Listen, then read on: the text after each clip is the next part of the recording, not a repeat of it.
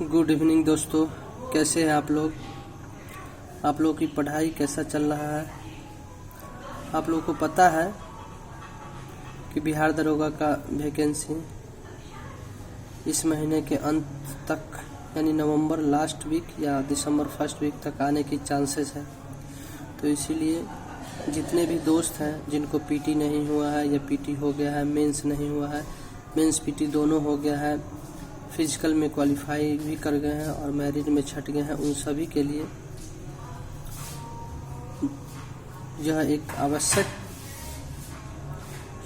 ज़रूरी है कि आप लोग क्रमवार अध्ययन करते रहें और जो मोटिवेशनल है अपने आप से मोटिवेट होते रहें, डीमोटिवेट नहीं हो, क्योंकि परिश्रम के बाद जो फल मिलता है वो बहुत स्वादिष्ट होता है। तो इसलिए तैयारी में लगे रहिए और तैयारी क्रमवार करते रहिए। प्रयास जारी रहेगा, एक न एक दिन जरूर सफलता मिलेगी। तो आप सबको टारगेट दरोगा 1298 में स्वागत है।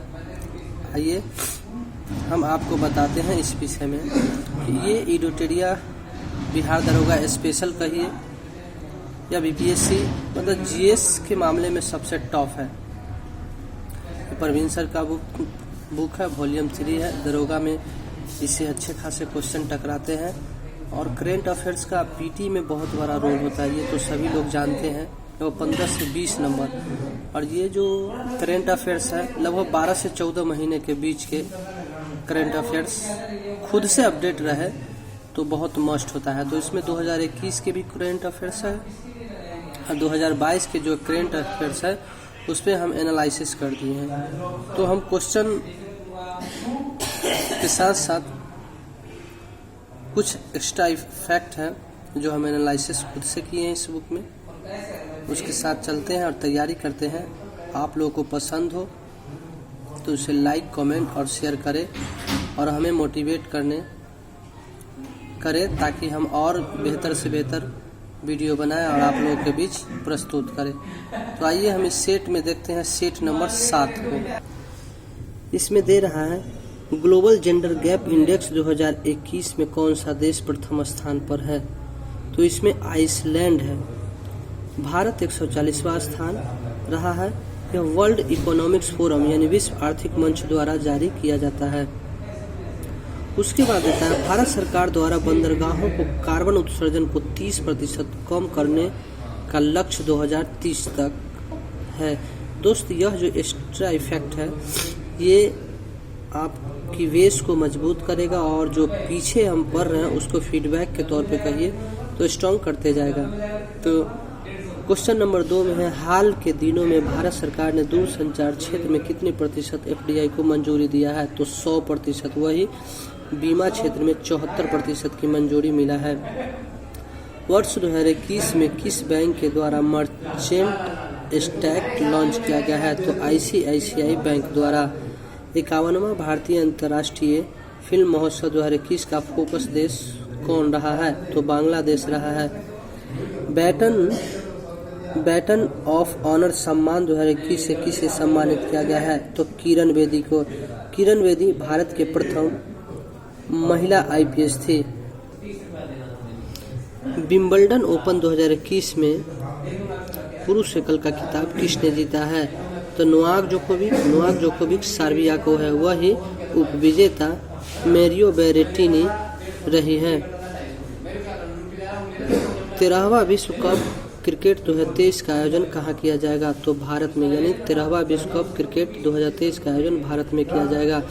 वही दक्षिण अफ्रीका में 14वां विश्व कप क्रिकेट का आयोजन 2027 में किया जाएगा।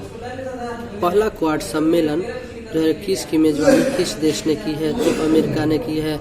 अभी 2022 का जो क्वाड सम्मेलन है वह जापान में किया गया है। क्वाड में 4 कंट्री है, भारत, ऑस्ट्रेलिया, जापान और अमेरिका है। भारत के रामसर स्थलों में शामिल ब्यास संरक्षण रिजर्व किस राज्य में है। तो ब्यास संरक्षण रिजर्व पंजाब में है। दोस्तों, अभी भारत में अगस्त का जो रामसर साइट की संख्या थी वो 64 थी। हो सकता है रिसेंट में बढ़ गया हो, लेकिन 64 अगस्त तक है। किस राज्य सरकार के द्वारा करुणा अभियान की शुरुआत की गई है? तो करुणा अभियान की शुरुआत गुजरात सरकार के द्वारा किया गया है। करुणा अभियान बर्ड फ्लू के खतरे को देखते हुए गुजरात सरकार ने चालू किया है। वतन प्रेम योजना गुजरात से संबंधित है। दुनिया के सबसे ऊंचा इलेक्ट्रिक वाहन चार्जिंग स्टेशन कहाँ स्थापित किया गया है? तो हिमाचल प्रदेश में। किसके द्वारा हाल ही में लैंडसैट 9 उपग्रह लॉन्च किया गया है? तो नासा द्वारा लैंडसैट 9 उपग्रह पृथ्वी की सतह की निगरानी के लिए लॉन्च किया गया है। बिटकॉइन को कानूनी मान्यता प्रदान करने वाला दुनिया का पहला देश अल सल्वाडोर है। विश्व निमोनिया दिवस प्रतिवर्ष कब मनाया जाता है? तो 12 नवंबर को मनाया जाता है। पहली बार विश्व निमोनिया दिवस 2009 में मनाया गया था। केंद्रीय औद्योगिक सुरक्षा बल CISF के नए महानिदेशक कौन बने हैं? तो वह शीलवर्धन सिंह बने हैं, जो 2023 तक रहेंगे। CISF की स्थापना 1969 में हुआ था। Sunrise over Ayodhya nationhood in our times पुस्तक के लेखक कौन है? तो सलमान खुर्शीद है। उसके बाद आता है आर्थिक सर्वेक्षण 2020-21 के अनुसार भारत का सर्वाधिक आयात किस देश के साथ रहा है? तो चीन के साथ। दूसरे स्थान पर 2021 में अमेरिका रहा है। नई शिक्षा नीति में शिक्षा पर GDP का कितना प्रतिशत खर्च करने का लक्ष्य रखा गया है? तो 6%। 2020 से पहले GDP का 4.43% खर्च किया जाता था। देश के मेंटर कार्यक्रम के ब्रांड एम्बेसडर कौन बने हैं? तो सोनू सूद बने हैं। नीरज चोपड़ा को टाटा लाइफ इंश्योरेंस के ब्रांड एम्बेसडर बनाया गया है। सीहॉक हेलीकॉप्टर खरीद हेतु भारत ने अमेरिका के साथ समझौता किया गया है। वोमेन विल ऐप किसके द्वारा शुरू किया गया है? तो गूगल द्वारा शुरू किया गया है। भारत का पहला मल्टी लॉजिस्टिक पार्क कहाँ स्थापित किया गया है? तो असम में किया गया है। किस राज्य के तामेंगलोंग संतरा को GI टैग दिया गया है? तो मणिपुर का दिया गया है। डेजर्ट नाइट 21 सैन्य अभ्यास किन दो देशों के मध्य संयुक्त सैन्य अभ्यास है? तो भारत और फ्रांस के बीच वायुसेना अभ्यास है। जो डेजर्ट नाइट 2021 सैन्य अभ्यास है, ये भारत फ्रांस के बीच और राजस्थान में आयोजित किया गया था। तो दोस्तों, ये रहा करंट का अहम क्वेश्चन।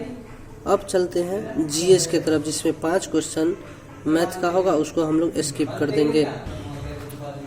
अंतर्राष्ट्रीय बाघ दिवस 2021 का थीम है तो their survival is in our hand. जो बाघ दिवस है 29 जुलाई को मनाया जाता है। ग्रीन हाउस गैसों को उत्सर्जन में कटौती हेतु क्योटो प्रोटोकॉल सम्मेलन कब हुआ था? तो क्योटो प्रोटोकॉल सम्मेलन 1997 में हुआ था। 1985 में भारत रामसर में शामिल हुआ था। और जो क्योटो प्रोटोकॉल सम्मेलन था 1997 में जापान के क्योटो शहर में हुआ था। 1972 में आर्द्रभूमि सम्मेलन हुआ था ईरान में। अब यहाँ पे आता है रावत भाटा परमाणु रिएक्टर कहाँ स्थित है? तो रावत भाटा परमाणु रिएक्टर राजस्थान में है। इसका निर्माण 1972 में था। इसकी क्षमता 2x220 मेगावाट है। ब्रह्मोस मिसाइल का निर्माण भारत ने किस देश के सहयोग से किया जा रहा है? तो रूस के सहयोग से। ब्रह्मोस की मारक क्षमता 290 किलोमीटर है। अब यहाँ पे आता है क्वेश्चन नंबर 29। ट्रांजिस्टर किस पीढ़ी का कंप्यूटर है? तो ट्रांजिस्टर जो है द्वितीय पीढ़ी का है। यह आकार में छोटा है। भारत में नई कंप्यूटर नीति की घोषणा 1984 में किया गया था। ट्रांजिस्टर कंप्यूटर द्वितीय पीढ़ी की है। इसकी अवधि 1952 से 54 है। भारत में नई कंप्यूटर नीति की घोषणा 1984 में किया गया था।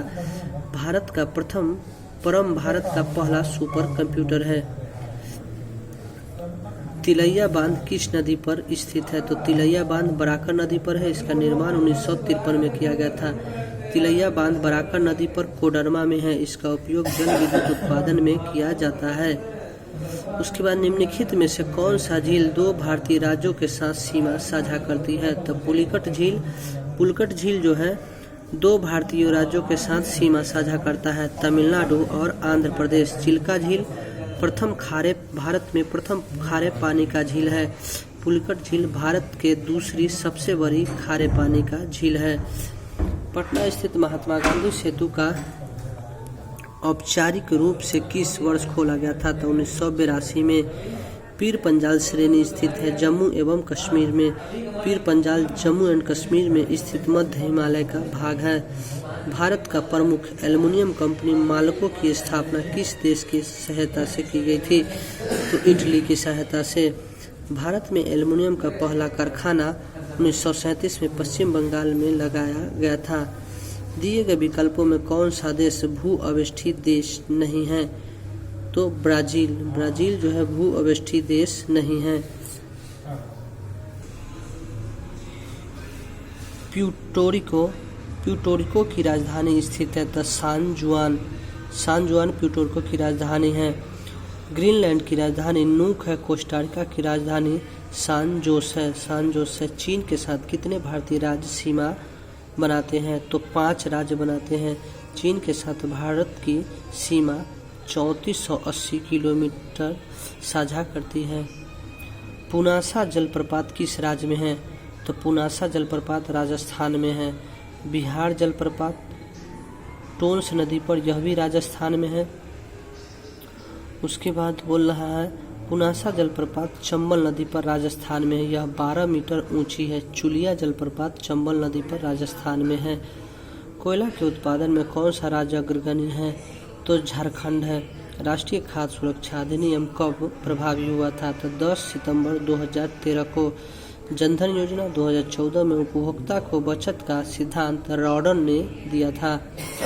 निम्न में से कौन सा कर केंद्र सरकार द्वारा नहीं वसूला जाता है? तो दोस्तों व्यवसायिक कर जो है राज्य सरकार द्वारा वसूला जाता है।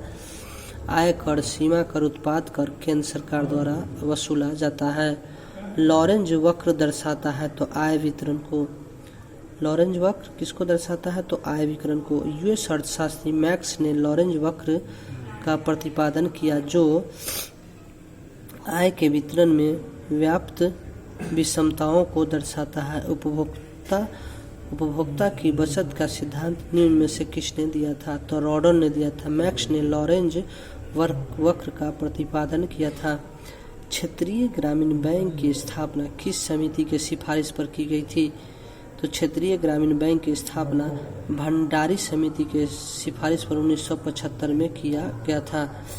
दोस्तों 5 नंबर जो मैथ का था उसको हम स्किप कर दिए हैं। बाल गंगाधर तिलक किस अखबार के संपादन करते थे? तो बाल गंगाधर तिलक केसरी के संपादन करते थे। केसरी के संपादन में 1882 में बाल गंगाधर तिलक को सजा हुआ था पत्रकारिता के कारण। केसरी मराठी भाषा में था और मराठा दर्पण अंग्रेजी भाषा में प्रकाशित होता था। तत्वबोधिनी सभा संस्था के स्थापना निम्न में से थे। तत्वबोधिनी सभा संस्था के संस्थापक कौन थे? तो देवेंद्रनाथ ठाकुर।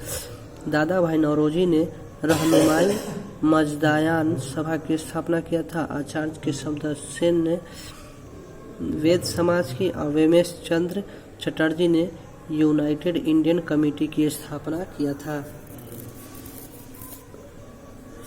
अब बोला कांग्रेस के किस अधिवेशन में सदस्यों हेतु खादी वस्त्र अनिवार्य कर दिया गया था? तो गुवाहाटी अधिवेशन 1926 में। भारतीय स्वतंत्रता संग्राम से संबंधित निम्नलिखित घटनाओं को में सबसे पहले घटी थी। तो गांधी इरविन समझौता 5 मार्च 1931 में हुआ था। पूना समझौता 24 सितंबर 1932 को। भगत सिंह को फांसी 23 मार्च 1931 को। भारतीय राष्ट्रीय कांग्रेस का कराची अधिवेशन 26 से 29 मार्च 1931 को हुआ था। तो दोस्तों ये रहा 54 क्वेश्चन का सेट यानी 50 को, जिसमें हम 5 नंबर मैथ का था उसको स्किप कर दिए हैं। ये वीडियो देखें और आपको कैसा लगता है कमेंट करें, शेयर करें, लाइक करें और मुझे मोटिवेट करें। जय हिंद दोस्तों।